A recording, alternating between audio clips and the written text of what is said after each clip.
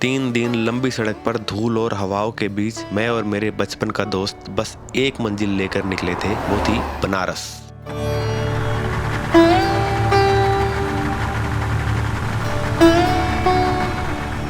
रास्ते आसान नहीं थे, थकान थी, बाइक भी कभी कभी रूठ जाती थी, पर हम डटे रहे और हिम्मत नहीं हारी और फिर आखिरकार हम पहुंच ही गए बनारस। यहाँ सिर्फ एक शहर नहीं मिलता, यहाँ एक एहसास मिलता है। बहुत सारी कहानियाँ मिलती हैं। होली का समय था, गलियों में रंग उड़ रहे थे, हर चेहरा खुश था, जैसे पूरा शहर एक ही दिल से धड़क रहा हो। और फिर हम भी खो गए उस भीड़ के रंग में, हंसी में और पागलपन में, जो सिर्फ आपको बनारस में ही मिलेगा।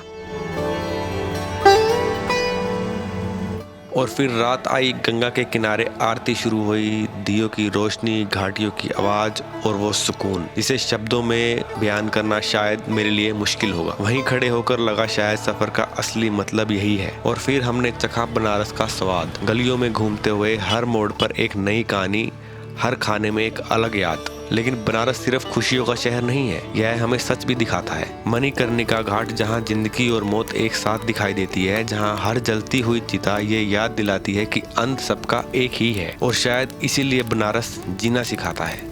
ये सिर्फ 2000 किलोमीटर का सफर नहीं था, ये सफर था खुद को समझने का।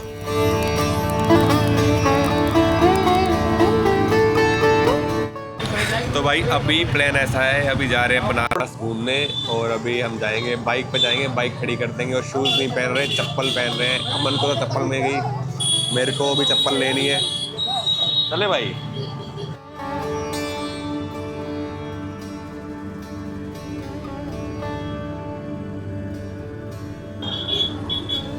वैसे तो बनारस में इतना कुछ है देखने का और घूमने का कि 10 दिन भी आपको कम लगेंगे। अब क्योंकि हमारे पास एक ही दिन था, तो मैंने एक दोस्त से जो कि काशी का रहने वाला था, उसको बताया कि एक दिन में हम क्या क्या कर सकते हैं। तो उसका पहला रिप्लाई था BHU, यानी कि बनारस हिंदू यूनिवर्सिटी।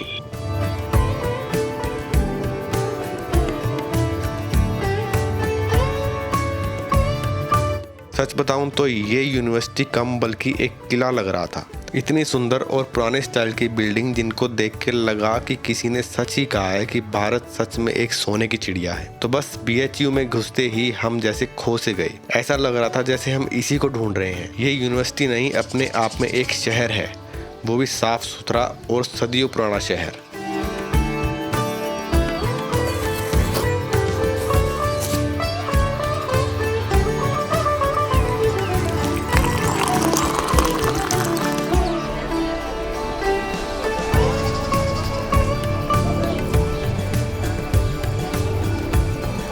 तो बस हमने यहाँ काफ़ी समय बिताया, यहाँ की फेमस कोल्ड कॉफ़ी और साउथ इंडियन फूड भी ट्राई करा।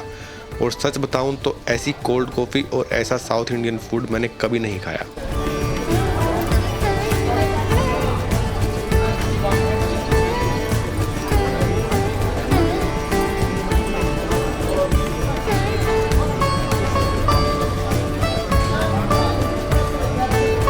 इस यूनिवर्सिटी में भी एक मंदिर है, ये हमें यहाँ आके पता चला। तो बस हम चले गए दर्शन करने। ये मंदिर विश्वनाथ टेम्पल के नाम से जाना जाता है।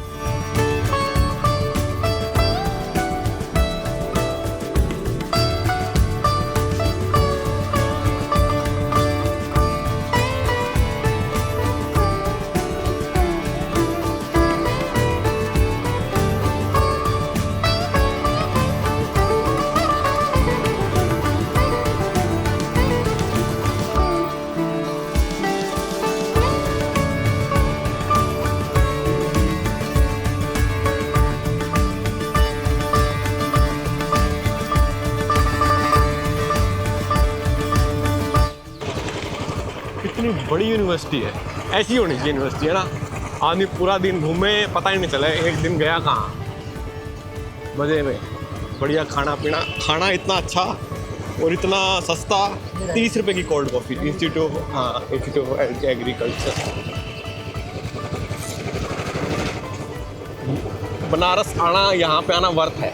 मंदिर से निकलने के बाद हम सोचते हैं थोड़ा और घूमा जाए BHU में, और तभी हम अचानक से पहुंचते हैं BHU की होली पार्टी में। ये पार्टी वैसे तो अलग अलग जगह पे हो रही थी, अब हमारे सामने यही आई थी तो हम इसी में घुस गए। भारत में होली को रंगों के त्योहार के रूप में जाना जाता है, जो कि बुराई पे अच्छाई की जीत के लिए मनाया जाता है। और ये त्योहार सबसे धूमधाम से उत्तर प्रदेश के कुछ शहरों में मनाया जाता है, जिसमें से एक है काशी।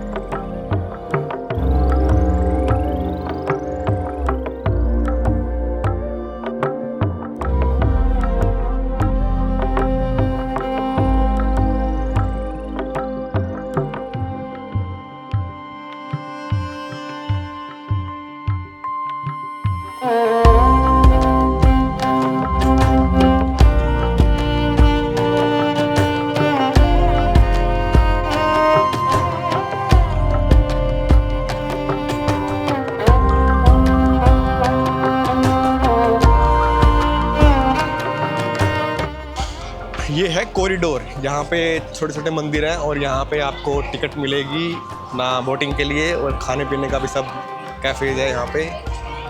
और ये मंदिर है यहाँ पे, और यहाँ से सीधा आप घाट पे जा सकते हैं, जो कि हम जा रहे हैं।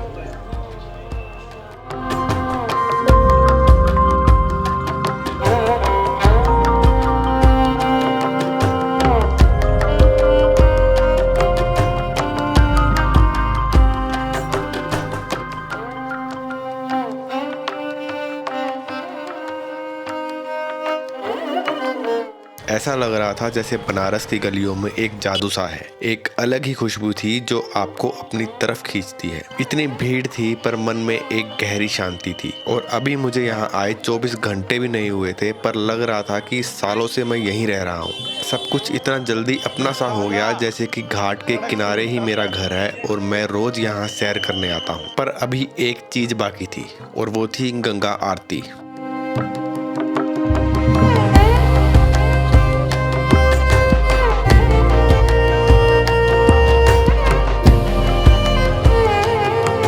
ये आरती कभी मैं टीवी पे देखता था, और सच बताऊं तो ये आरती ही मुझे खींच के इतनी दूर अपने पास लाई थी। हम टाइम से 2 घंटे पहले आरती स्थान पे पहुंच गए, और फिर जब आरती शुरू हुई तो यकीन मानो हजारों लोग सुंदर आरती को इतनी शांति से देख रहे थे जैसे सबको हिप्नोटाइज कर दिया हो।